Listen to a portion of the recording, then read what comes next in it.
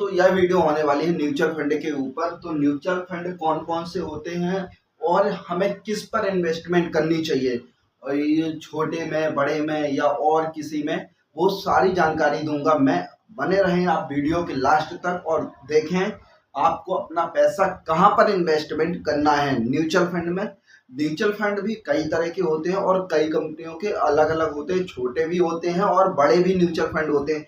तो आपको अपना पैसा कहाँ पर और किस म्यूचुअल फंड पर देना है और किस पर इन्वेस्टमेंट करनी है, ये सारी जानकारी दूंगा मैं। आप बने रहें। म्यूचुअल फंड का सिलेक्शन कैसे करना है, ये बहुत इंपॉर्टेंट चीज है। अगर से आपकी एज बहुत कम है तो आपको किस पर इन्वेस्टमेंट करनी चाहिए, और आपकी एज बहुत ज़्यादा हो गई है तो आपको किस पर इन्वेस्टमेंट करनी चाहिए, ये सारी जानकारी दूंगा मैं आज इस वीडियो पर। तो पहला है जो लार्ज कैप फंड है। ये लार्ज कैप फंड होता है, कम से कम 100 कंपनियों का फंड होता है लार्ज कैप फंड। इसमें 100 कंपनी आती हैं और इस पर जो रिस्क होता है बहुत कम होता है, तो इसका रिटर्न जो बनता है ना, लार्ज कैप फंड का बहुत कम रिटर्न बनता है। और दूसरा होता है mid cap fund. Mid cap fund जो होता है ये 100 से अधिक कंपनियां होती हैं और इसमें 100 से लेकर 150 के बीच की कंपनियां होती हैं, पर इसमें हल्की छोटी छोटी कंपनियां होती हैं जिसका मार्केट कैप बहुत कम होता है। तो इस पर कम से ज्यादा रिटर्न होते हैं, तो रिस्क भी थोड़ा इस वाले से लार्ज कैप से थोड़ा अधिक रिस्क हो जाता है।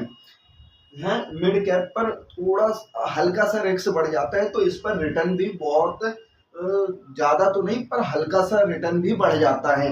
और नंबर 3 है small cap fund. Small cap fund वो होता है जो स्मॉल कैप फंड होता है ना, ये 250 कंपनियों से लेकर और 500 के बीच की जो छोटी छोटी कंपनियां होती हैं, आपका पैसा इस स्मॉल कैप फंड पर इन्वेस्टमेंट होता है। जो स्मॉल कैप फंड होता है ना, ये 250 से अधिक कंपनियां और 500 के बीच की कंपनियां होती है, जो छोटी छोटी बहुत कम मार्केट कैप वाली कंपनियां होती हैं ना, आपका पैसा उन पर लगता है, जिसे हम बोलते हैं स्मॉल कैप फंड। इस पर हाई रिस्क होता है पर हाई रिटर्न भी होता है। जितना ज्यादा जिस चीज पर रिस्क होगा ना, उस पर उतनी ज्यादा। मान लीजिए छोटी कंपनी है ना, उसको ग्रो, अगर से बहुत छोटी कंपनी है उसको ग्रो होना है तो बहुत जल्दी ग्रो हो जाएगी। जो लार्ज कैप कंपनियां है ना, वो उतनी जल्दी ग्रो नहीं होती। तो अपन को इन सब बातों पर ध्यान रखना है। और बहुत इंपॉर्टेंट चीज अभी मैं वीडियो के लास्ट में बताना चाहता हूँ, तो वीडियो में पूरी देखें। और जो चौथा फंड निफ्टी और सेंसेक्स जैसे, और ये इंडेक्स फंड जैसे बॉम्बे स्टॉक एक्सचेंज और नेशनल स्टॉक एक्सचेंज, इसे हम बोलते हैं इंडेक्स फंड।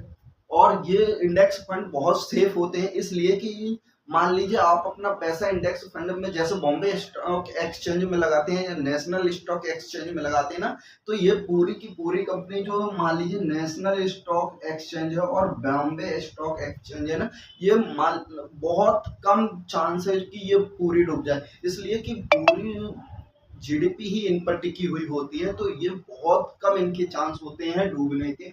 पर इसमें बहुत ज्यादा आपका पैसा सेफ रहता है। होता है अल्फा।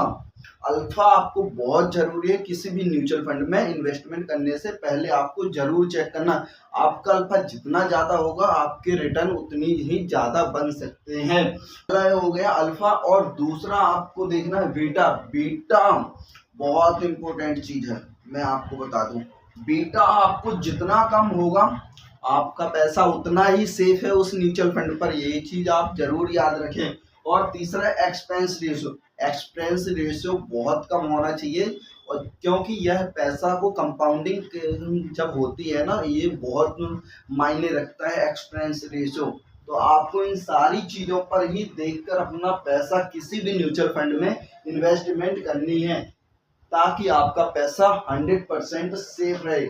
और हाँ, एक चीज मैं जरूर बता दूं, आपको किसी भी चीज पर इन्वेस्टमेंट करनी है या तो सेल्फ न करें, क्योंकि आपको उतनी जानकारी होती नहीं, तो आपको एक किसी भी एडवाइजर के थ्रू सलाह लेनी चाहिए।